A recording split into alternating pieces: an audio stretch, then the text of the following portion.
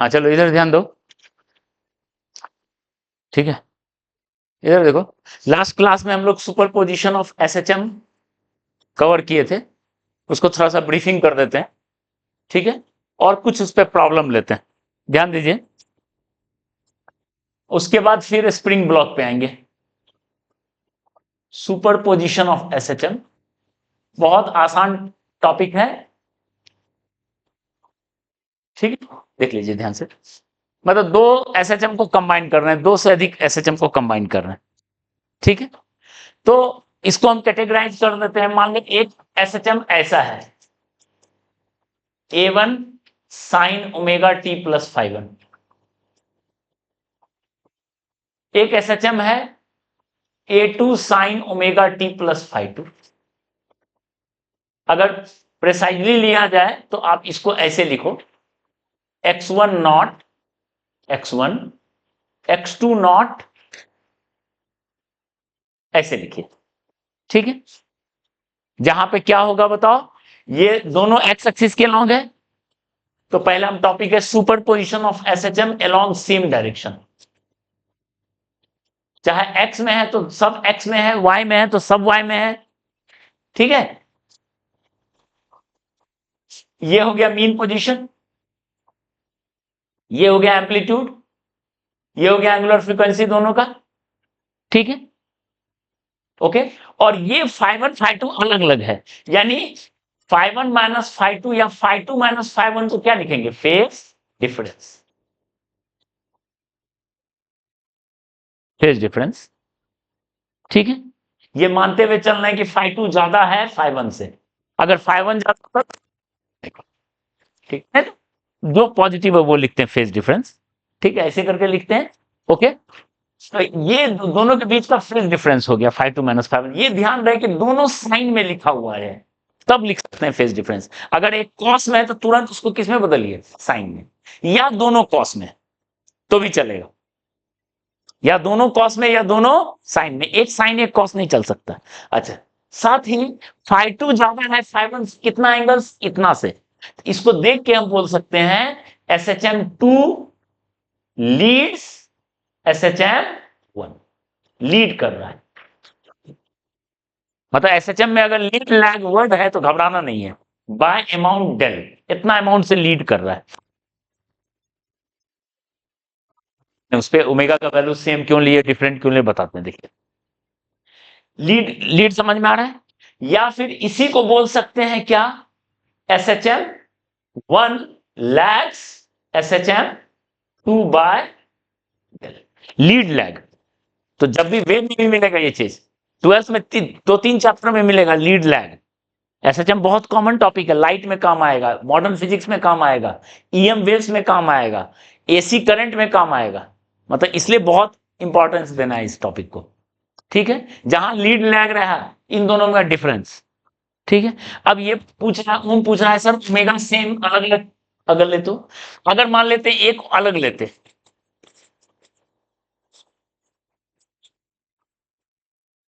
मान लेते अलग लेते, तो घटाते तो क्या बनता बताओ, omega 2 minus into t plus del बनता। तो इस केस में, ठीक है, और φ2 माइनस φ1 को डेल नॉट नाम दे दिए। मतलब ये जो फेज डिफरेंस है, फेज डिफरेंस ये क्या हो जाता है, इज फंक्शन ऑफ टाइम का फंक्शन हो जाता, अलग अलग टाइम पे अलग अलग होता, अलग अलग टाइम पे अलग अलग होता, ठीक है, क्लियर है। लेकिन अगर ऐसा है तो फेज डिफरेंस जो है is independent of time, independent of time phase difference, ठीक है। तो इसी को से हम लोग आगे पढ़ेंगे, वेव्स में पढ़ेंगे, या आगे कोहेरेंट और इनकोहेरेंट सोर्स। कोहेरेंट सोर्स में फेज फ्रीक्वेंसी सेम होता है, तो फेज डिफरेंस टाइम का कोई रोल नहीं है, और इनकोहेरेंट में अलग अलग होता है, तो उसको पढ़ेंगे वेव में। अब ये ओमेगा समझ में आया। चलो, लीड लैग है, हम लोग ये केस करते हैं along same direction with same omega, with same omega. इन दोनों को सुपर इंपोज किए, यानी x इक्वल टू लिखे x1 प्लस x2, ऐड करने से दोनों का मीन पोजीशन डायरेक्ट ऐड हो गया, डायरेक्ट ऐड हो गया मीन पोजीशन। एक का लिखें A1 sine omega T plus φ1, एक का लिखेंगे A2 sine omega T plus φ2। Sine omega T plus, ये इक्वेशन ऑफ एसएचएम होता है, ठीक है। आज जाकर वीडियो देखिएगा तो मिल जाएगा, अगली क्लास में बता देंगे, ठीक है।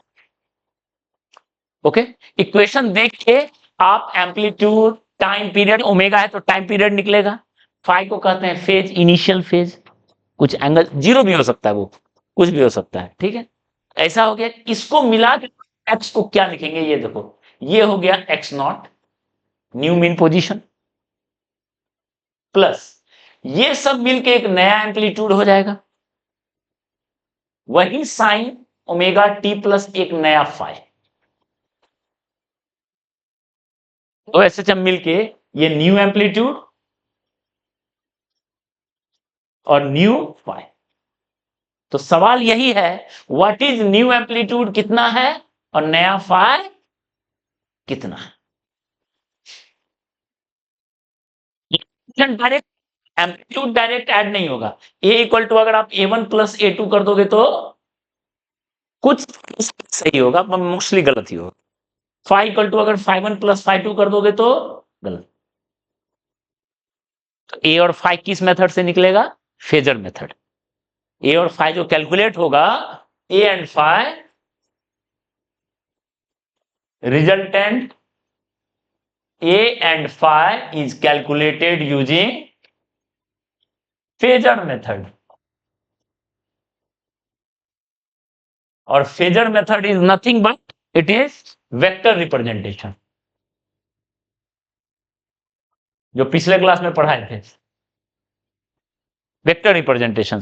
कैसे, देखो कैसे होगा, तरीका आप समझ लो, क्योंकि ये तरीका आपको पूरा 11-12 मिला के 5 से 6 जगह काम आने वाला है। जब भी दो एसएचएम को ऐड करना है तुरंत वेक्टर में शिफ्ट कर जाएंगे, तुरंत शिफ्ट कर जाएंगे। दो या दो से अधिक में भी, दो एसएचएम है तो दो वेक्टर लेंगे, तीन एसएचएम है तो तीन वेक्टर, और आपको वेक्टर एडिशन लेना है।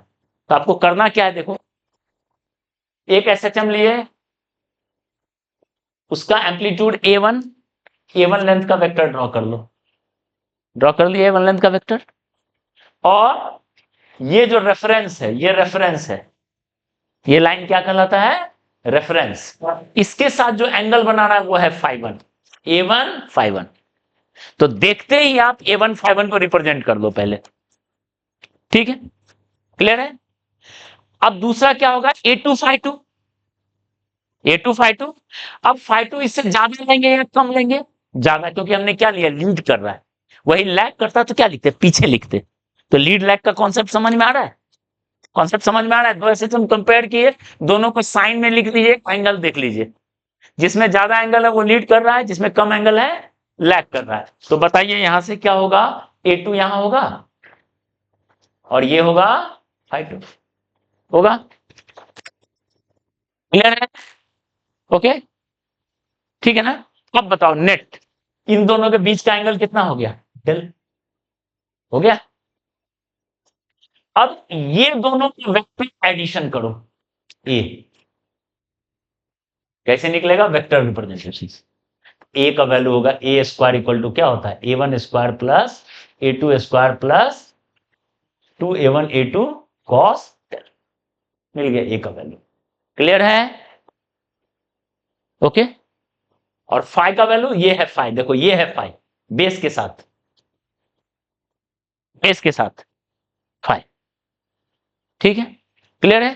तो फाई का वैल्यू क्या लिखेंगे बताइए, φ1 से ज्यादा होगा, मान लेते ये एंगल है थीटा, φ1 प्लस थीटा, ठीक है, या φ2 माइनस थीटा डैश, इसको अगर थीटा डैश कर दो, ठीक है, क्लियर है। मतलब क्या बोलेंगे, रिजल्टेंट एसएचएम देख के बोलेंगे, resultant SHM leads SHM 1 by theta, 1 से कितना एंगल से लीड कर रहा है, थीटा से, and lags 2 by theta dash.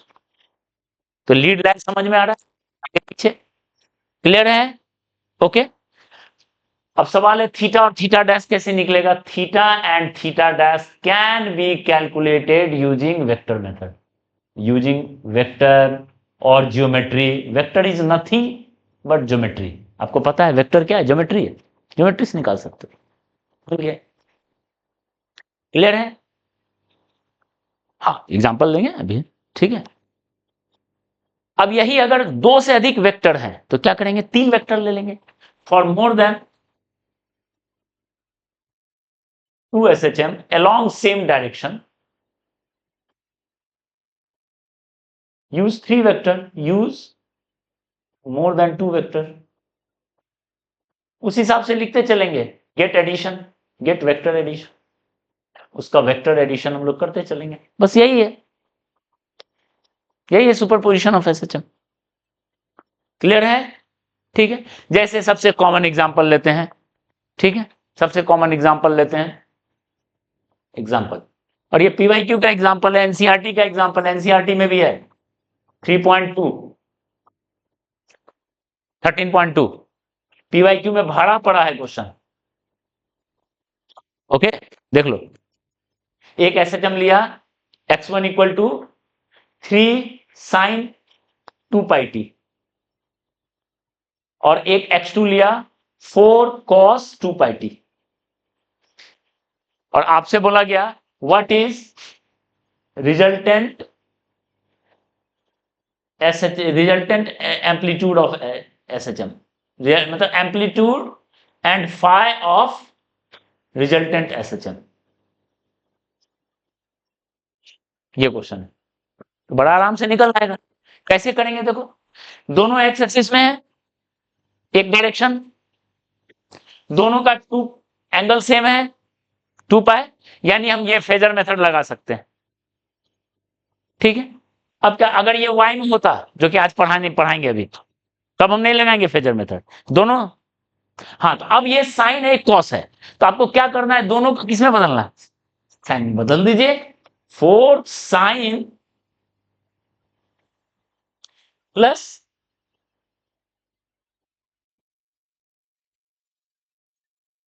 ठीक है, और ये क्या है? 3 साइन 2 पाई टी प्लस 0 है। ठीक है, इसका एम्पलीट्यूड 3, इसका एम्पलीट्यूड 4, और अगर पूरा स्टैंडर्ड फॉर्म में जाओ तो 0 लिख दो इसका मीन पोजीशन, और 0 लिख दे इसका मीन पोजीशन, चलेगा? दोनों का मीन पोजीशन 0, तो रिजल्टेंट का मीन पोजीशन 0, रिजल्टेंट का मीन पोजीशन 0। चलो, अब एम्पलीट्यूड आते हैं, कौन लीड कौन लैग कर रहा है? ये लीड कर रहा है, कितना से? पाई बाय 2, ये यानी 2 leads 1 by pi by 2। Done. तो अब फेजर ड्रॉ कर लेते हैं।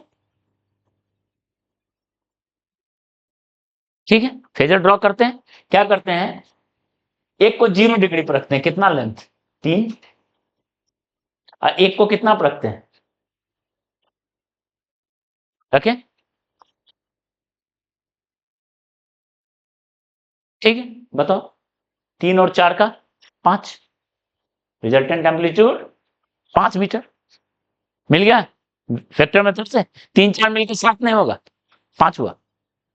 ठीक है, 7 कब होते हैं? जब यहां पे भी 0 होता, जब ये भी इसी तरफ होता तब 7। ठीक है, और ये एंगल कितना है? 5, tan 5 लिख दो। क्या बताए? यूजिंग वेक्टर और ज्योमेट्री जो लगाना लगा दो। tan 5 क्या होता है? Perpendicular by base, 5 equal to 53 degree. ठीक है, यानी ये 53 डिग्री है, तो क्या बोलेंगे? पहला SHM से 53 डिग्री से लीड कर रहा है, दूसरा SHM से 37 लैग कर रहा है। Leads 1 by 53 degree and lags 2 by. Done. अगर आपको इक्वेशन लिखना है, नेट इक्वेशन, नेट इक्वेशन, इसका मीन पोजीशन 0, इसका मीन पोजीशन 0, तो 0 प्लस नया एम्पलीट्यूड 5, नया एम्पलीट्यूड 5, वही फॉर्म, 0 प्लस नया amplitude sign 2 pi T plus कितना एंगल?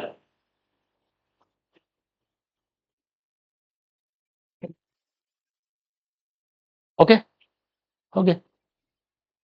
इस तरीके से हम 3 एसएचएम रहता तो करते, 4 एसएचएम रहता तो करते। ठीक है, तो चले एक क्वेश्चन लिखते हैं अभी। हाँ, अभी इसके बाद बताएंगे सेम डायरेक्शन। एक क्वेश्चन कर लूं तो पहले पहले जल्दी से। ठीक है, एक जे पीवाईक्यू, एक जेई का देते हैं। ठीक है,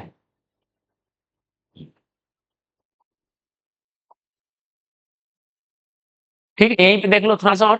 यही 3 वेक्टर रहता, 3 वेक्टर ऐसा लेके चलते हैं। देखो 3 एसएचएम मान ले वाई में ए साइन ओमेगा टी एक है, दूसरा A sine omega T plus 2π/3, और तीसरा A sine omega T plus 4π/3। 3 SHM को हमको निकालना है, रिजल्टेंट का एम्पलीट्यूड क्या होगा। समझ में आया? तीनों एक डायरेक्शन में है, ओमेगा सेम है, फेजर में तो है।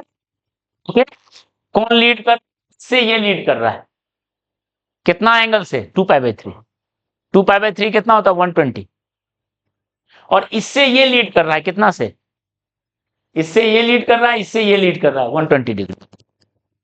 तो अगर फेजर तो पहला वाला ये हो गया ए, ये पहला वाला हो गया रेफरेंस, इससे 120 डिग्री लीड कर रहा है, और इससे 120 डिग्री। यस, अब इन वेक्टर को मिलाना है 120 120 पे, क्या होता है, ए नेट हो गया, ए नेट हो गया जी। ठीक है, तो ये सब बेसिक है। चलिए लीजिए पीवाईक्यू बुक दीजिए, कुछ क्वेश्चन हम लोग लिखो, एक आध क्वेश्चन लिखते हैं उसको कीजिए।